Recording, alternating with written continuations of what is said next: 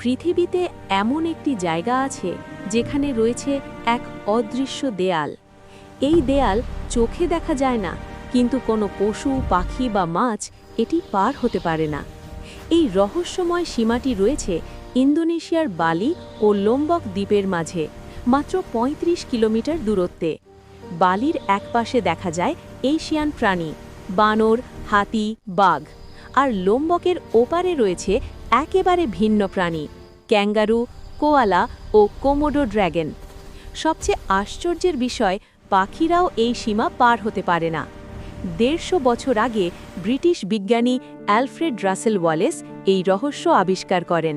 তিনি বুঝতে পারেন একসময় এশিয়া ও অস্ট্রেলিয়া একসাথে ছিল।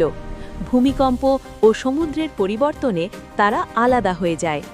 এই অদৃশ্য সীমার নামই আজ ওয়ালেস লাইন, প্রকৃতির তৈরি এক অবিশ্বাস্য সীমানা।